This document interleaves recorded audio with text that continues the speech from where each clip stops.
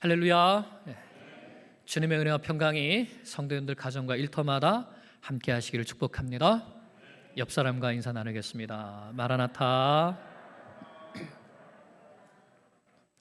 우리 주님 다시 오심을 믿고 힘있게 믿음의 삶을 살기를 축복합니다.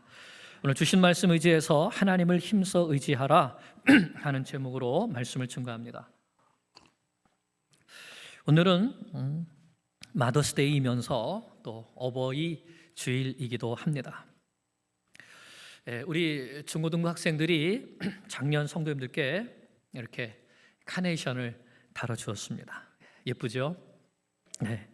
어제 보니까 교회에 와서 몇 시간씩 열심히 만들고 있었습니다. 왜 이렇게 정성스럽게 카네이션을 만들어서 꽃을 만들어서 우리에게 달아주었을까요? 네, 대답 안 하실 줄 알았습니다. 1번 선생님들이 만들라고 시켜서, 2번 어르신들을 사랑하고 존경하니까. 네, 그래도 대답 안 하시는군요. 우리 다음 세대가 우리를 생각하고 있다, 어르신들을 생각하고 있다 하는 것이 참 기쁘고 감사하지 않습니까? 그래서 이 꽃이 우리에게 말을 합니다. 할아버지 할머니가 계시고 부모님이 계시기에 우리도 이 교회에서 예수님을 믿으며 자라가고 있습니다.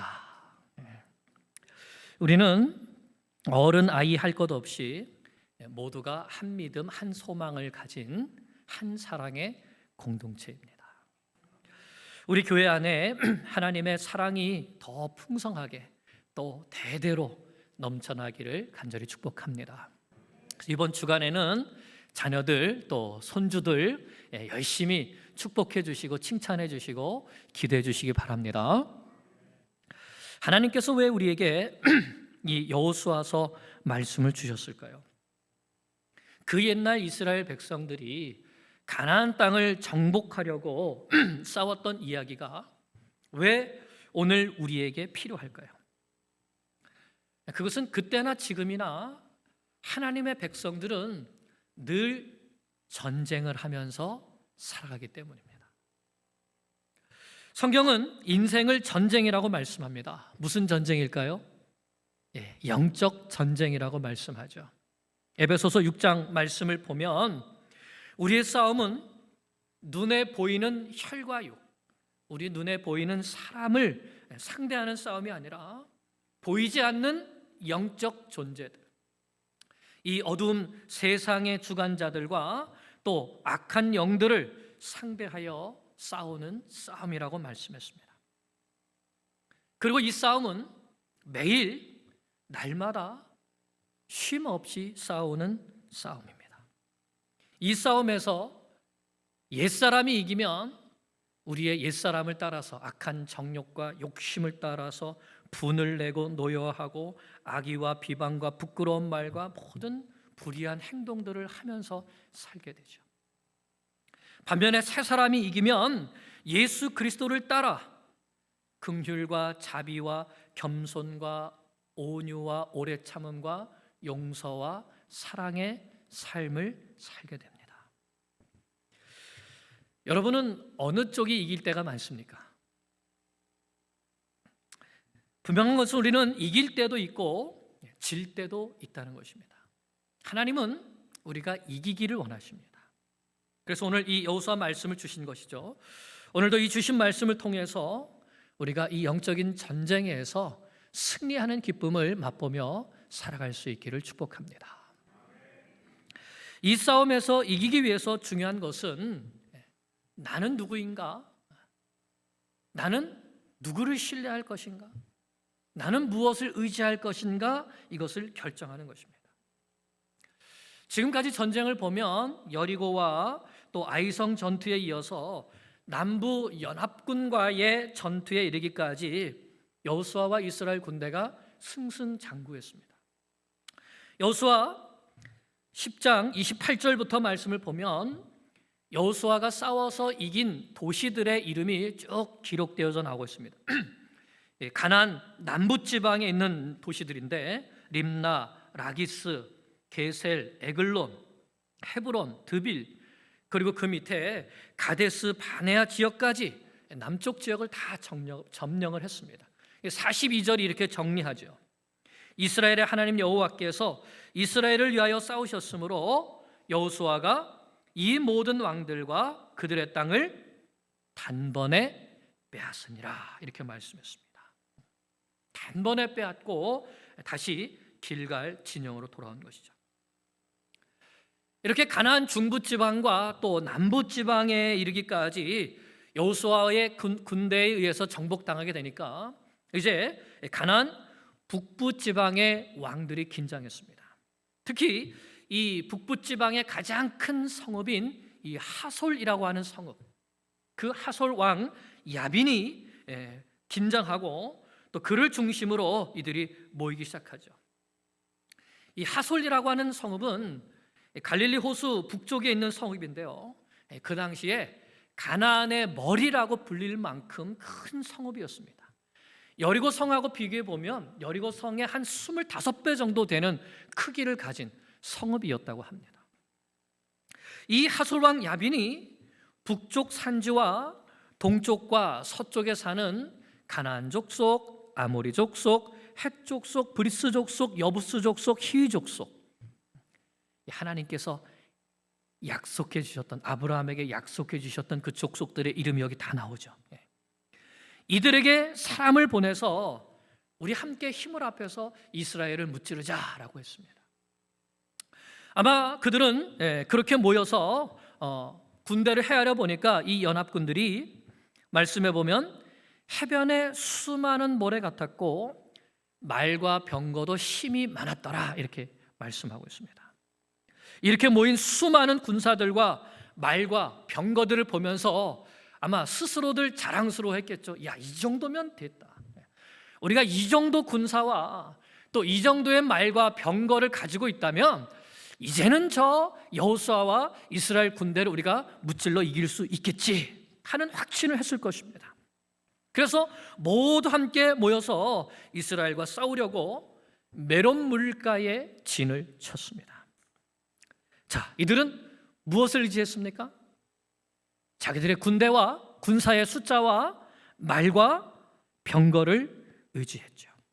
이 정도의 군사와 말과 병거면 충분히 이길 수 있다고 자신했습니다. 이처럼 이스라엘이 싸워야 하는 대적들은 점점 더 많아져 가고 점점 더 강해져 갑니다. 인간적으로 생각하면 이길 수 없는 전쟁이죠. 수적으로도 열세이고 무기를 봐도 비교가 안 되고, 게다가 이스라엘은 지금 중부 전쟁 또 남부 전쟁까지 계속해서 전쟁을 치렀기 때문에 피곤해 있고 지쳐 있는 상태죠. 그래서 북부 연합군들이 바로 이때 우리가 함께 모여서 이스라엘을 치자고 달려든 것입니다. 그런데 이때 여호와께서 여호수아에게 이렇게 말씀하십니다. 6절입니다. 6절 시작. 여호와께서 여호수아에게 이르시되 그들로 말미암아 두려워하지 말라. 몰살시키리니 너는 그들의 말 뒷발의 힘줄을 끊고 그들의 병거를 불사르라 하시니라. 아멘. 하나님께서 여호수아에게 승리의 확신을 주시는 말씀을 주십니다. 그들을 두려워하지 말아라. 내일 내가 그들을 너희 손에 몰살시킬 것이다. 그런데 정말 중요한 것은 이 다음 말씀입니다. 무슨 말씀인가 하면 너는 그들의 말 뒷발의 힘줄을 끊고 그들의 병거를 모두 다 불사르라. 여러분, 이게 무슨 뜻이죠? 하나님께서 이렇게 말씀하신 겁니다. 내일 저 수없이 많은 그 북부 연합군들의 군대를 너희 손에 내가 몰살시키게 해줄 것이다. 그래서 너희가 전쟁에서 승리하고 아주 전쟁에서 큰 힘이 되는 무기들을, 말과 병거들을 탈취하게 될 텐데 그것들을 다 폐기시켜라. 이런 말씀이죠. 하나님께서 왜 이런 명령을 내리셨을까요? 지금은 탱크나 비행기나 항공모함이나 핵무기나 이런 것들로 군사력을 가늠하지만 그 옛날에는 말과 병거의 숫자로 가늠했습니다. 말과 병거를 많이 가지고 있으면 그만큼 힘 있는 나라고 힘 있는 왕이 되었기 때문에 왕들은 될 수 있는 대로 말과 병거를 많이 두려고 노력을 했습니다. 하지만 하나님께서는 이미 모세에게 이스라엘의 왕들은 말과 병거를 많이 두지 말라고 말씀하셨습니다. 왜 하나님께서 말과 병거를 많이 두지 말라고 하셨을까요? 그렇습니다. 세상을 의지하지 말라고 하는 것이죠. 하나님만 의지하라고 하는 것입니다. 사람의 생사화복을 주관하시고 전쟁의 승패를 주관하시는 하나님만 믿고 하나님만 의지하라고 그렇게 말씀하신 것입니다. 그래서 오늘 여호수아에게도 이 전쟁에서 너희가 반드시 승리를 거둘 것인데 탈취한 말과 병거들을 하나도 가지지 말고 말은 그 뒷발에 힘줄을 끊고 뛸 수 있습니까? 없습니까? 없지요. 병거들은 다 불태로 하신 것입니다. 말을 의지하지 말아라. 병거를 의지하지 말아라. 누구를 의지하라? 오직 나만 의지하라. 오직 하나님만 의지하라. 나는 너희에게 승리를 주는 하나님이다. 이것을 심어주신 것입니다. 여호수아는 이 말씀에 아멘으로 화답했습니다. 그래서 하나님께서 승리의 확신을 주시자마자 망설이지 않고 오히려 그 수많은 군대와 말과 병거들이 모여있는 그 적진을 향해서 달려들었죠. 오늘 말씀에 보면 모든 군사와 함께 적들이 모여있는 메론 물가로 가서 갑자기 습격했다고 말씀합니다. 기습 공격을 한 것입니다. 그리고 하나님께서는 그들을 이스라엘의 손에 넘겨주셔서 한 사람도 남지 않고 쳐 죽이게 하셨습니다. 완전한 승리를 주신 것이죠. 그리고 그때 여호수아가 어떻게 했습니까? 9절 말씀입니다. 9절 시작. 여호수아가 여호와께서 자기에게 명령하신 대로 행하여 그들의 말 뒷발에 힘줄을 끊고 그들의 병거를 불로 살랐더라. 아멘. 여호수아가 전심으로 하나님만 의지하기로 결단한 것입니다. 여러분, 전심으로 하나님만 의지하는 여호수아와 그 여호수아에게 승리를 주신 하나님, 그리고 그 전심으로 하나님만 의지하여서 하나님의 말씀에 순종하여서 말 뒷발에 힘줄을 끊고 모든 병거를 불살라버린 여호수아. 이것이 바로 영적 전쟁의 승리의 비결이 아니겠습니까? 그러면 이제 우리는 이 질문을 해야 됩니다. 여호수아는 이렇게 하나님을 의지하여서 승리했는데 오늘 나는 누구를 의지하고 있는가? 오늘 나는 무엇을 의지하고 있는가? 먼저 우리는 우리가 싸우는 이 싸움이 어떤 싸움인가를 분명히 알아야 되겠죠. 많은 사람들이 우리가 싸우는 이 싸움이 영적인 싸움이라는 것을 인식하지 못하고 살아갑니다. 내 삶 가운데 영적 싸움이 있다는 것을 생각하지 않고 살아갑니다. 왜냐하면 영적인 것은 눈에 보이지 않기 때문이죠. 다시 말하면 우리는 승리가 무엇인가, 어떻게 하는 것이 승리인가, 어떻게 되는 것이 승리인가, 이것을 분명하게 인식하지 못하고 살아간다는 것입니다. 많은 사람들이 인생에서의 승리를 무엇으로 평가하죠? 누가 많이 가졌는가입니다. 누가 많이 가졌는가? 누가 더 많은 부를 가졌는가? 누가 더 많은 것을 누리면서 살아가는가? 누가 입을 걱정, 먹을 걱정 안 하면서 여유롭게 살아가는가? 결국 누구죠? 말과 병거를 많이 가진 자입니다. 그래서 빌 게이츠나 스티브 잡스나 또는 일론 머스크 같은 사람들을 우러러보지요. 아니면 부자 부모를 둔 금수저, 은수저를 부러워합니다. 하지만 그런 사람들은 되기가 쉽지 않으니까 그보다 작은 목표를 세웁니다. 젊은 사람들에게 꿈이 뭐냐고 물으면 이렇게 대답한답니다. 얼른 돈을 많이 벌어서 빨리 은퇴하고 그 후에는 여유롭게 여생을 즐기며 살겠다. 이게 꿈이다. 이런 사람들은 뭐라고 하는지 아시죠? 요즘에 파이어족이라고 합니다. 파이어족. F-I-R-E, 불이야. 뭐냐면 Financial Independence, 재정적으로 얼른 벌어서 독립하고 Retire early, 빨리 은퇴하자. 이 fire. 한마디로 젊음을 불태워서 빨리 떼돈 벌고 그 다음에 빨리 은퇴해서 여생을 즐기자 이겁니다. 목표가 20억입니다.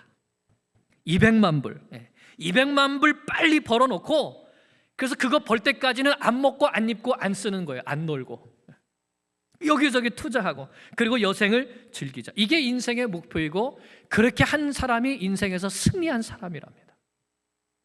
공감하시나요? 그러면 많은 사람들이 이것을 인생의 승리라고 정의하고 이거를 위해서 달려가는데 이런 승리를 위해서는 누구를 의지할까요? 누구를 의지할까요? 제일 의지하는 것이 자기 자신이죠. 내 자신을 믿고 그래 나는 할 수 있다. 한번 최선을 다해서 내 인생을 불태워보자. 긍정의 힘 막 이래가면서. 그리고는 그 다음에 누구를 의지할까요? 누구를 의지할까요? 부모님을 의지하죠. 아버지 어머니 제가 좀 성공할 수 있게 도와주세요.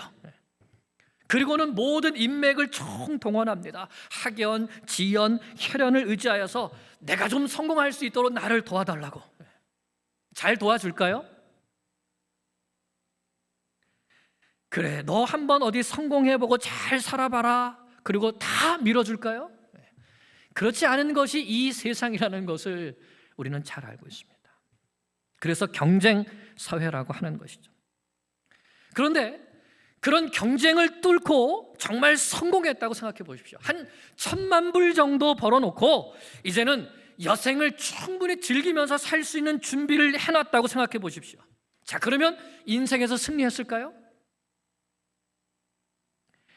아마 우리의 눈을 이 세상의 삶에만 고정시켜 놓고 본다면 승리했다라고 할 수 있겠죠. 돈 많이 벌어서 아니면 권세와 권력을 가지고 이 세상에서 힘 있는 자가 되어서 인생을 마음껏 즐기며 살아갈 수 있다면 성공했다 할 수 있겠죠. 그런데 문제는 우리의 생명은 물질은 그렇게 말과 병거는 많이 쌓아둘 수 있겠지만 우리의 생명은 내 마음대로 하지 못하는 것이 문제가 아닙니까?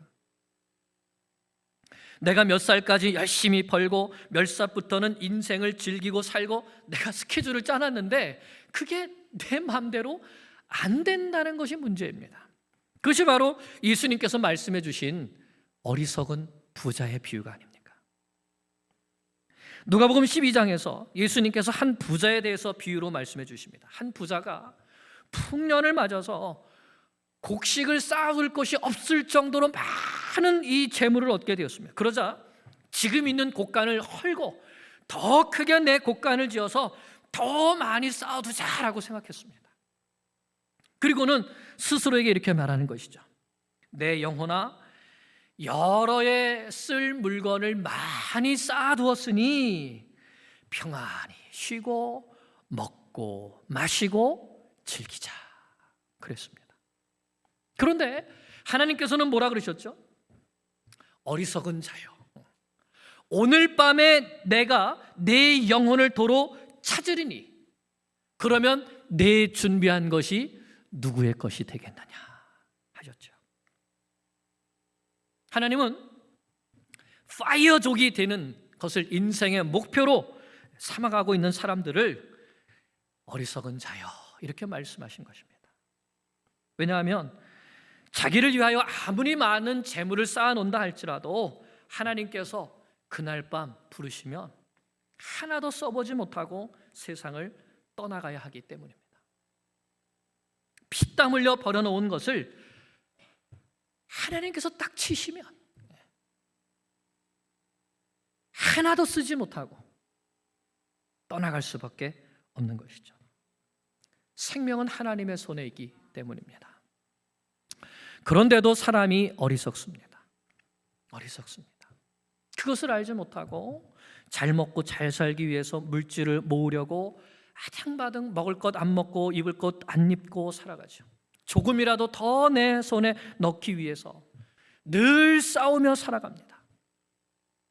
마음에는 욕심이 가득하고 화내고 성내고 속이고 빼앗고 이 세상만 바라보며 살아가기 때문인 것이죠. 그런데 정말 그것을 얻었다 한들 그것이 진정한 승리가 되는가 하는 것입니다. 우리는 이것을 분명히 알아야 되죠. 모든 사람에게는 부활이 있고 그 후에는 심판이 있습니다. 한 번 죽는 것은 사람에게 정하신 것이요 그 후에는 심판이 있으리라 말씀하셨습니다. 모든 사람은 죽습니다. 그 후에는 심판의 부활로 나오게 되는 것이죠. 이 세상에서의 삶은 잠깐이고 저 세상에서의 삶은 영원하다는 것이죠. 그래서 성경이 무엇을 말씀합니까? 보이는 이 세상을 위하여 살아가는 사람은 어리석은 사람이다. 우리는 보이는 것이 아니라 보이지 않는 것을 소망하면서 살아간다 하는 것이죠. 이것이 영적 싸움입니다. 보이는 세상을 위해서 살아갈 것인가 아니면 보이지 않는 저 영혼을 위하여서 살아갈 것인가. 성경은 계속해서 우리에게 이것을 가르쳐 줍니다. 시편 90편에서는 모세를 통해서 우리의 인생이 70이요 강건하면 80이라도 이 모든 인생이 날들이 우리의 자랑은 수고와 슬픔뿐이고 이 인생이 얼마나 빨리 가는지 우리가 날아간다고 표현했습니다. 날아갑니다. 전도서에서는 솔로몬을 통해서 이 세상 부귀 영화 내가 다 가져봤지만 헛되고 헛되며 헛되고 헛되니 모든 것이 헛되도다. 그래서 어떤 사람이 지혜자라고 했습니까? 젊었을 때에 창조주 하나님을 기억하고 그 하나님을 경외하며 그 말씀에 순종하며 살아가는 것이 사람의 본분이니라 라고 했죠. 사도 바울을 통해서는 고린도전서 15장에서 죽은 자의 부활이 있다는 것을 분명히 증거하시면서 죽은 자가 다시 살아나지 못한다면 내일 죽을 터니 먹고 마시자 하리라. 부활이 없다면 그냥 이 세상에서 먹고 마시고 즐기면서 살면 되지 할 텐데 여기 속으면 안 된다고 말씀합니다. 깨어 의를 행하고 죄를 짓지 말라. 하나님을 알지 못하는 자가 있기로 내가 너희를 부끄럽게 하기 위하여 말하노라. 먹고 마시고 즐기기 위하여서 죄 짓는 삶을 사는 것 그게 목적이라면 부끄러운 줄 알라는 말씀이죠. 예수님은 뭐라고 말씀하셨습니까? 무엇을 먹을까? 무엇을 마실까? 무엇을 입을까? 이거 염려하지 말고 너희는 먼저 그의 나라와 그의 의를 구하라. 이 모든 것들은 하나님께서 너희에게 더하여 주시리라 약속해 주셨습니다. 그러므로 우리의 영적 전쟁은 무엇이죠? 하솔 왕 야빈처럼 말과 병거를 의지하여서 살 것인가? 아니면 여호수아처럼 하나님을 의지하여 살 것인가? 이 싸움이죠. 사탄은 우리가 이 세상만 바라보게 만들어서 물질과 권력을 얻어서 부귀 영화를 누리기 위해서 다른 사람들을 속이고 빼앗고 정복하며 살아가는 것을 목표로 만들게 합니다. 이를 위해서 자기 힘을 의지하고 자기 군대를 강하게 하고 그리고는 화내고 싸우고 죽이고 빼앗고 하는 것. 지금 푸틴이 하는 일이 바로 이런 일이 아닐까요? 문제는 우리도 얼마든지 그렇게 살아갈 수 있다는 것이죠. 그러나 예수님은 영혼을 바라보며 살아가라고 하십니다. 자신을 위해 쌓아두지 말고 하나님을 위하여 쌓아두라고 말씀합니다. 하나님을 의지하고 사랑하고 베풀고 나누며 살아가라고 하십니다. 먹고 살기 위해서가 아니라 주와 복음을 위하여 살아가라고 하십니다. 그러면 이 모든 것들을 더해 주시겠다고 약속해 주셨습니다. 이게 말이 될까요? 나를 위해서 살지 않는데 모든 것을 누리며 살게 해주시겠다는 이것이 말이 될까요? 하나님이 도와주시기 때문에 말이 되는 것이죠. 하나님은 약속하셨습니다. 말과 병거를 의지하지 말아라. 나를 의지하라. 나는 승리를 주는 여호와이니라. 누구든지 이 약속을 믿고 하나님을 의지하면 승리하는 삶을 살아갈 수 있습니다. 우리 11장 21절로 23절을 마지막으로 같이 한번 보겠습니다. 21절로 23절입니다. 시작. 그때에 여호수아가 가서 산지와 헤브론과 드빌과 아납과 유다 온 산지와 이스라엘의 온 산지에서 아낙 사람들을 멸절하고 그가 또 그들의 성읍들을 진멸하여 바쳤으므로 이스라엘 자손의 땅에는 아낙 사람들이 하나도 남지 아니하였고 가사와 가드와 아스도데만 남았더라. 이와 같이 여호수아가 여호와께서 모세에게 말씀하신 대로 그 온 땅을 점령하여 이스라엘 지파의 구분에 따라 기업으로 주매 그 땅에 전쟁이 그쳤더라. 아멘. 어떻게 됐습니까? 하나님만 의지했을 때 하나님께서 약속해 주신 땅을 다 정복하고 다 멸절하고 승리하고 약속의 기업을 각 지파대로 얻을 수 있었다 말씀합니다. 그런데 여기 21절 22절에서 강조되는 말씀인데 여러분 아십니까? 뭐가 나오죠? 어떤 사람들이 나오죠? 그렇습니다. 아낙 사람들이 나옵니다. 이 아낙 사람들은 누구죠? 가나안 땅에 사는 거인족들입니다. 키가 장대한 골리앗과 같은 사람, 바로 이 거인족이죠. 여러분 40년 전에 이스라엘 백성들이 왜 실패했죠? 왜 우리는 가나안 땅에 못 들어가고 왜 우리는 다 죽는다 그렇게 말했습니까? 누구 때문에? 이 아낙 사람들 때문에. 40년 전에는 이 아낙 자손 이 거인족들이 공포의 대상이었습니다. 그들 때문에 우리는 가나안 정복은 절대로 불가능하다라고 했습니다. 그런데 이제 전심으로 하나님만 힘써 의지하게 되자 거인족들은 더 이상 문제가 되지 않았던 것이죠. 오히려 그들이 밥이었습니다. 이렇게 이스라엘 자손들은 아낙 사람들까지 멸절시키며 전쟁을 끝낼 수 있었습니다. 하나님께서 주시는 승리를 맛본 것이죠. 어떻게 했을 때요? 전심으로 하나님만 힘써 의지했을 때. 그러면 하나님을 힘써 의지하는 것은 무엇일까요? 여호수아처럼 그 말씀에 순종하는 겁니다. 말을 의지하지 않고 병거를 의지하지 않고 하나님을 의지하며 하나님이 내 인생에 승리 주실 것을 믿고 하나님의 말씀에 승리하는 것이죠. 아마 처음부터 다 승리할 수는 없을 것입니다. 한두 번 싸우다가 실패할 때도 있겠죠. 그러나 한 번 의지하고 두 번 의지해서 우리가 한 번 승리하고 두 번 승리하고 할 때에 이 작은 승리들이 모여서 더 큰 승리를 맛볼 수 있게 하고 더 큰 어려움도 능히 맞서서 싸울 수 있는 용기를 갖게 하고 두려움을 몰아내고 결국에는 아낙 자손까지도 넘어뜨리는 그런 승리를 얻게 하실 것을 믿습니다. 전심으로 하나님을 의지하여서 오늘 우리에게 있는 나의 영적 싸움에서 이 세상을 바라보고 의지하고 그것을 잡으려고 하지 말고 하나님을 의지하고 정말 주와 복음을 위하여서 살아가는 주의 성도들 되시기를 간절히 축원합니다. 기도드리겠습니다.